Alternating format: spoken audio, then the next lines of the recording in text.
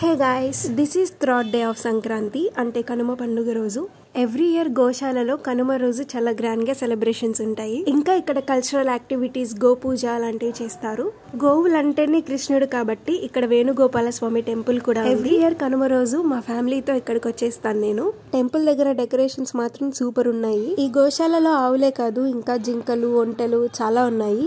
ఇక్కడికి మోస్ట్లీ చిన్నపిల్లల్ని తీసుకొని వస్తారు. పండక్కి ఫ్యామిలీస్ తో టైం స్పెండ్ చేయడానికి ఇది బెస్ట్ ప్లేస్. ఇక్కడికి వచ్చిన వాళ్ళకి టీటీడీ వాళ్ళు వాటర్ అండ్ ఫుడ్ కూడా సప్లై చేశారు. ఇక్కడ చాలా రకాల ఆవులు ఉంటాయి. ఈ గోశాల చాలా పెద్దది కాబట్టి ఇక్కడే వీటికి ఫుడ్ కూడా పండిస్తారు. వీటి కోసం మనం కూడా ఫుడ్ తీసుకెళ్లొచ్చు. సో నేను వెళ్ళిన ప్రతిసారి వీటి కోసం ఆకుకూరలు, అరటి పండ్లు ఇలా తీసుకెళ్లి పెడుతూ ఉంటా. లేదంటే అక్కడే వీటి కోసం పండించిన ఫుడ్ ఉంటుంది, దాన్నైనా పెట్టచ్చు.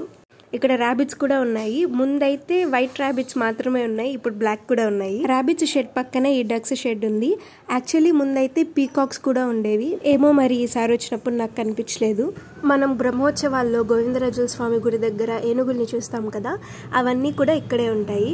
ఆ రోజు మేము వెళ్ళేసరికి ఏనుగులు చాలా హ్యాపీగా ఉన్నట్టున్నాయి, డాన్స్ చేస్తున్నాయి. ఏనుగులు ఇలా స్నానం చేస్తాయి అని చెప్పి వినడమే కానీ ఫస్ట్ టైం చూశాను.